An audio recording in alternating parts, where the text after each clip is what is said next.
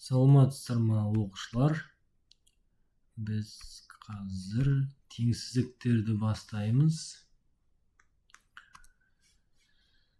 Так, давайте кеттік. Бірінші мына есепті жақындатып оқып алайық. 5х артық немесе тең минус 9-дан. Онда бұл кәдімгі теңдеу сияқты. Мына арада көбейту бар екен ескереміз де. X артық немесе тең минус 9 бөлу 5 деп жазып аламыз. Енді 9-ды 5-ке бөлсек болады, либо осылай қалдырсақ болады. Онда x артық немесе тең минус 9 бөлу 5, ол бізде 1,8. Демек, мына жауап шығады. Біз бұны сан аралығында кескіндейміз. Мына жерде 0 болса, мысалға, минус сан сол 0-дің сол жағында орналасады. Онда минус 1, минус 2 деген сандар болса, осы минус 1 мен минус 2-ның аралығында жатыр, және ол боялады. Не үшін боялады? Бізде себебі қатаң емес деген белгі мына секілді жазылады. Либо тең, либо артық деп. То есть, артық немесе тең деп. Кіші немесе тең деп. Онда бұл белгі келсе, оны сан аралығында бояймыз. Және жауапта тік жақша арқылы жазатын боламыз. Так, ладно. Енді әрі қарай минус 1,8 мына нүктеде жатыр. Яғни бірге то есть минус 2-ге жақын. Енді осы жерге сала берейік. Минус 1,8-ден артық десе, біз оң сандар жаққа жүгіреміз, онда плюс шексіздікке қарай жүруге тура келеді. Сонда біз айтамыз, мына боялған бөліктің бәрі жауап, онда жауап тік жақша боялған минус 1,8-ден плюс шексіздікке дейін деген жауапты іздейміз. Ол әрине бізде А жауабында. Бұл да дәл осылай. Егер көбейту болса, біз мына жаққа бөлу өткіздік қой. Онда мына жерде азайту амалы тұрса, келесі жаққа ол санды қосу қылып өткіземіз. Кәдімгі теңдеу шығарған сияқты шығарып кете береміз. Онда x кіші немесе тең 18-ді бірінші жазамыз. Оның арғы жағына барып плюс 67 дейміз. Себебі келесі бетке көшкен кезде таңбасы қарама-қарсы ауысады. Онда x кіші немесе тең қосақ 85 бола ма? 85. Ал енді біз оны сан аралығында белгілейміз. Бізде 0 не важно, бұл жерде өйткені 85 өте үлкен сан. Біз мына жақта 85 деген санды бояймыз, себебі ол қатаң емес. Ал тағда біз одан кіші болса 85-тен, айтып тұр ғой, x кіші либо тең 85-тен. Онда кіші болса біз минус шексіздікке қарай бағыт аламыз. Минус шексіздіктен бастап келеді десек те болады. Тағда біздің жауап сол жақтан бастап оң жаққа жазылады. Әрдайым солдан оңға қарай жауап жазамыз. Онда минус шексіздік әрдайым кіші жақша, плюс минус шексіздік әрдайым кіші жақша болады. Ал біздің соңғы нүктеміз 85-ке дейін 85-ті қоса алғанда. Сосын айта кету керек, бұл жерде тік жақша не үшін қойылады? Бұл 85 жауапқа кіреді. Если жауаптардың барлық бүтін сандарын жаз десе, сен минус шексіздіктен бастап, мысалы 85-ке дейін 85-ті де қосып жазасың. Мына жерде де солай. Егер бүтін мандан рационал санмен жаз десе, либо ондық бөлшекпен жаз десе, онда сен мына жерде минус 1,8-ден бастап x-тің орнына қоюға болады деген сөз. Түсінікті ғой, жақсы арай кеттік.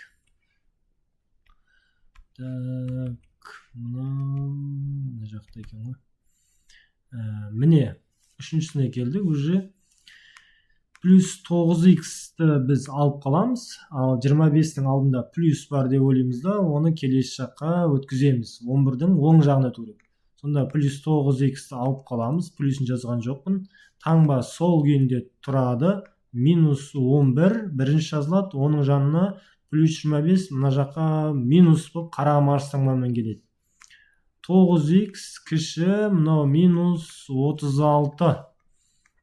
Мына көбейту келесі жаққа бөлу болып тұратын болса, x кіші минус 36 бөлу 9. X кіші минус 4. Енді біз бұны санаралығына сызуға болады. Санаралығына сызатын болсақ, мына жаққа сыймайды екен, нереге сызасайын. Бізде жаңа қатаң емес деген белгі болды ғой. Ал енді бізде мына сияқты белгілерді қатаң деп атаймыз да, және оны боямаймыз. Және оны жауап жаққа жазған кезде жай жақшамен жазамыз. Онда минус 4-ті белгілейік, 0-дің сол жағында боялмай тұрады. Одан минус 4-тен кіші десе, біз әрине оң жаққа емес, кіші десе әрдайым сол саннан сол жаққа қарай жүреміз. Яғни мына бір жақтарды қамтимыз, ол жақ минус x-тен басталады да минус 4-ке дейін келеді.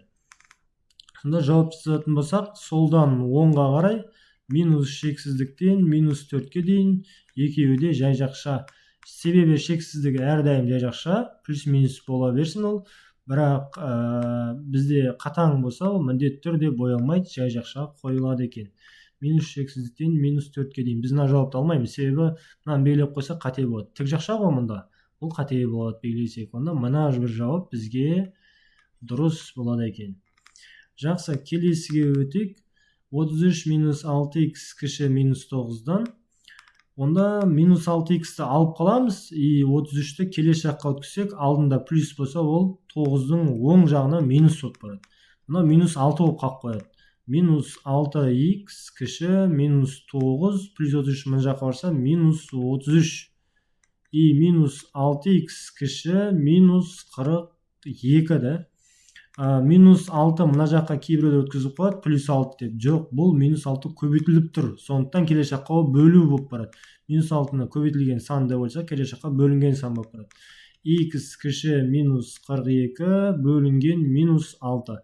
Ектер санның бөліндісі оң сан болады. Бірақ мына жерде біз бір нәрсені сәл ұмыт қалдырдық. Себебі x-тің алдында, если минус таңбасы тұрса, x-тің алдында, айнымалының алдында, онда мына теңсіздік белгісі қарама қарсыға өзгереді автомат түрде. Сонда x артық, мына бөлсек 7. Яғни бұл 7-тен артық x деп тұр. Онда біз мына теңсіздікті белгілейміз. Егер қатаң болса, боялмайды деді. 7-ні белгілейміз. Одан артық болса, 7-тен артық деп айтып тұр ғой x-ті. Онда ол x деген сан 7-нің оң жағында, артық сандар оң жағында болады әрдайым. Сонда жауап 7-ден плюс шексіздікке дейін. Шексіздік әрдайым жай жақша, ал 7 боялмаған, ол да жай жақша. Ал бізде ондай жауап міне С жауабында бар екен. Басқа жауаптар келмейді қарап отырсақ. Себебі мына жерде минус 7-ден деп қойған екен да. Сол жері ғана бізде өзгеше. Бізде плюс 7-ден. Өйткені ектер сан бөлінсе оң сан. Келесі. X-тарды бір жаққа жинаймыз. Өйткені мына тең деп ойласақ естейді. Сонда X-ті мынаның қасына апарамыз, а мына санды оң жаққа өткіземіз. Сандарды оң жаққа, X-тарды сол жаққа деген теңдеудің ережесімен. 22x бізде плюс 22 келесі жаққа баратын болса минус 22x болады. Таңба сол күйі тұра берсін. Бірінші 3 тұрма, 3-ті жазамыз. Плюс 15 3-тің оң жағына артына барып түседі. Плюс 15 минус болып барады. Сонда мынерде 2 бірдей өрнектің айырмасы 0-ге тең. 0 артық. Мына жерде 3-тен 15 азайтсақ минус 12. Онда мына жағдаятта есімде сақтаймыз, өте керек нәрсе. Мына 0 шынымен де минус 12-ден артық па? Артық. Ақиқат. Если ақиқат жағдай орындалса теңсіздікте, тогда бұл жерде x барлық бүтін сандар жиыны либо минус шексіздіктен плюс шексіздікке дейін деген жауапты белгілеуге болады. Онда минус шексіздіктен плюс шексіздікке дейін жауапты біз белгілейді екенбіз. Түсінікті, егер керісінше болып қалса, жалған болса, тогда ол жерде шешімі жоқ деген жауап белгілейтін едік. Түсінікті, жақсы, келесі. теңсіздікті шешіңдер дейді. Опа, қатты өтіп кеттік қой. 8-ге келдік пе? 7-ге. Даже 6-ға кетіппіз ғой. 6. Енді так, тура солай x бар өрнектерді бір жаққа, саны тек қана сандарды оң жаққа жинақталайық. Жақсы, бірінші минус 5014. Минус 5014x. Оның жанына 8012x плюс болып тұр ғой. Келе жаққа минус болып барады. Минус 8012x болып барады. И кіші немесе тең таңбасын қоямыз. Мына жақ тек қана минус 4-те 6 қалды ғой. И оның жанына плюс 9 минус 9 болып барады. Дальше мына екеуін біріктіреміз. Сонда 13,16, минус 13,16x кіші немесе тең мынау минус 13,16 шығады екен. Ал енді осы жерде x егер айнымалының алдында тұрған санның таңбасы минус болатын болса, тогда ол таңбаны керісінше ауыстырамыз. x артық немесе тең минус 13,6 бөлінген минус 13,6. Себебі мына сан көбейтіліп тұр ғой, минус 13,6. Келе жаққа бөлу болып кетеді. Таңбасын автомат өзгеріп кетті, себебі x алдында минус таңбасы пайда болды. Мына екеуі минусқа бөлсек плюс болып кетеді, бір-біріне бөлсек 1 болады. x артық либо тең 1-ден, тогда белейтін болсақ, нерде 0 бар, нерде 1 боялады, біз жаңа айттым, қатаң емес. Кіші немесе тең деген белгісі болса боялады.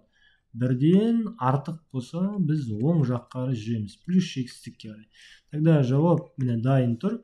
1-ден бастап, сол жақтан оң жаққа жазамыз. Үнемі жауапты. Онда 1-ден тік жақша боялған шексіздік әрдайым жай жақша, плюс шексіздікке дейін. Сонда 1-ден плюс шексіздікке дейін д жауабында тұр екен міне. Жақсы, келесі. Теңсіздікті шешіңдер. Минус 4 көбейтілген жақша ішінде 5x плюс 1 минус 21, ол артық 27-ден. Онда мына минус 4-ті мынаған көбейтеміз каждыйына и жақшаны ашып аламыз. Тогда минус 4 көбейтілген 5x и минус 4 көбейтілген 1 минус 21, ол артық 27-ден. Неде көбейту амалы бар, түсінбей қалмайық. Минус 4-ті 5-ге өтсем 20x минус бар алдында, и минус 4-ті плюс 1-ге өтсем минус 4 шығады, и минус 21 артық 27-ден. Минус 20x, мына екеуі минус 25 артық 27-ден. Минус 20x, минус 25 оң жаққа өткізіп жүреміз, тек қана сан x жоқ, онда артық минус 20x артық 27 плюс 25 қанша болады? 52 бола ма? Онда минус 20x артық плюс 52 шығады екен. Минус 20x көбейтіліп тұр ғой x-қа, то есть минус 20 көбейтіп тұр ғой x-қа, тогда онда минус 20-ны келе жаққа бөліп өткіземіз. Бірақ x-ің алды минус болды ғой. Сол нәрсені ескереміз да, x кіші деп ауыстырамыз. x-ің алдында сан таңбасы минус болса болды, сразу теңсіздік таңбасын қарама-қарсыға ауыстырамыз. И 52-ні бөлеміз, көйді бөліп барады минус 20-ға. Минус 20 құр кеткен жоқ ол. Алдында минус болған үшін, таңбаны ауыстырып кетті. Қарама-қарсыға теңсіздік таңбасын ауыстырып кетті. Еще ол бөлініп кетті, көйдіп тұрады ғой. И бөлсек 2-де 6 шығады, x кіші минус 2-де 6. Себебі біреу оң сан, біреу теріс сан, бөлінісі теріс сан. Мынау біздің жауап. Біз оны санағалыққа салайық. Нерде 0 минус неді боялмайды, қатаң ол, минус 2-де 6. Осыдан кіші деп тұр ғой бізге, кіші деп, x кіші деп тұр. Егер x кіші болса, осы саннан сол жақ қарай жүреміз, кіші жақ қарай. Сол жақта барлық кіші санның барлығы. Минус шексіздіктен минус 2-де 6-ға дейін. Жауапты солдан оңға қарай жазамыз. Сонда минус шексіздіктен минус 2-де 6-ға дейін екеуі де жай жақша. Өйткені 2-де 6-ның өзі қатаң. Онда с жауапқа дәл жазыппыз ғой жанына. Кеттік. Так, мына арада да тура осындай. Мен мына жерде өшіре тұрайын, симай болған сияқты. Так. Жақшаны ашуды орындаймыз. Бірінші постоянно жақшаны ашамыз. Сонда 12y минус 6 көбейтсек, плюс 2-ні 2 көбейтсем, плюс 2y плюс 2-ні плюс 1 көбейтсем, плюс 2 кіші 3 көбейту 2 6 қосылған 3 көбейту 2 6y тан кіші екен. Онда y барлардың бәрін бір жаққа жинайық. 12y плюс алдына таңбасымен жазатын ға, 2-дің алды плюс қой, плюс 2y плюс 6y қой, не қабет сол минус 6y болады, таңба сол үй тұрады. Кетіп қалды ғой, тек қана 6 қалды. Минус 6-ны келесі жаққа өткіз жүрейік, сонда плюс 6, плюс 2-ні келесі жаққа өткіз жүрсем, минус 2. 12 қосу 2 14, 14-тен 6-ны десең 8y. Так, кіші, оны 12, 12-не кездесек 10, көбейту 8-не бөлу бармай ма? Сонда не ойнап тұр бізде? Так, 2, 6, мұна жерде тета бір нәрсе не то. Y кіші 10 бөлінген 8. Давайте 10 мен 8-ді 2 қысқарт жүрейік. 5 пен 4, онда y кіші 1/125 шығады екен ғой. Ладно, осыны сызайық. Мұна жерге сызайын. 1 боялмайды, 125. Ең үлкен бүтін мән тап деген екен ғой. Онда кіші деп айтса, осыдан кіші деп айтса y-ге, онда сол жаққа қарай жүреміз.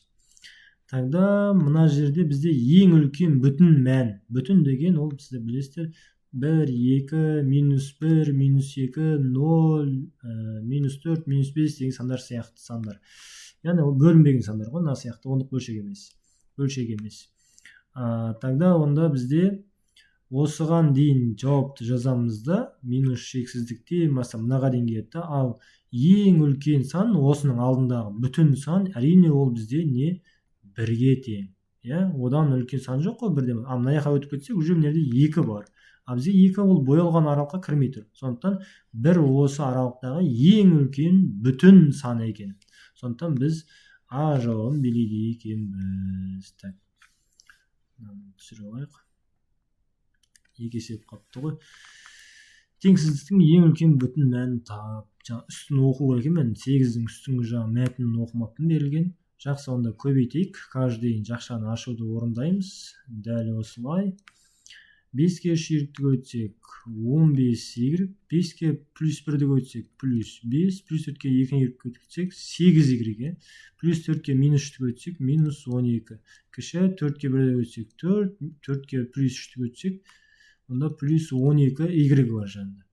Мұна y бар өрнектің бәрін бір жаққа жинаймыз. Яғни 15y алды плюс, 8y алды плюс, онда олар бір жақта тұр, сол жақта тұр.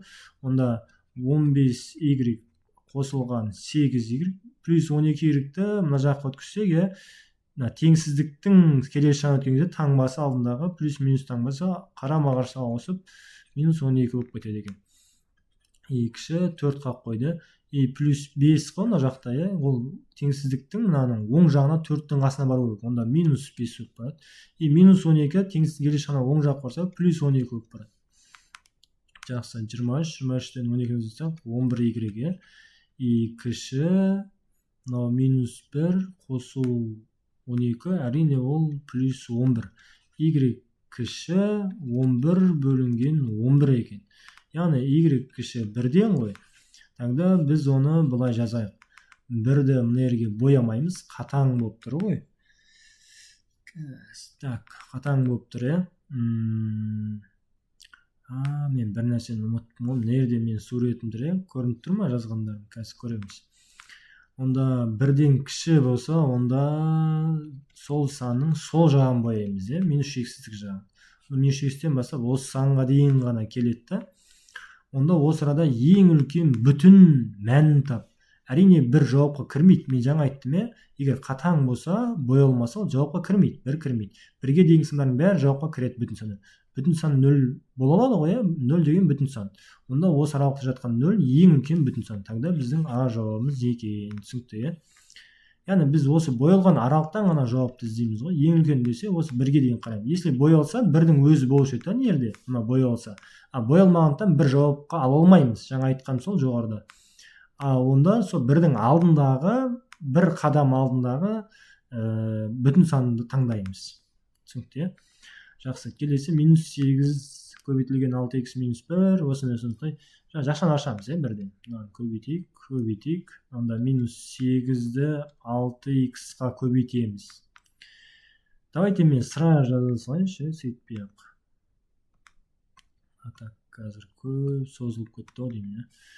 -8-ді 6x-қа көбейтсек, -48x. -8 -1-ге көбейтсек, +8 болады. И -25 артық 31. Жақсы, x бар, бір ғана сан бар, қалған бәрін оң жаққа, x жоқтарды оң жаққа лақтырайық. Теңсіздіктің оң жағына лақтырамыз.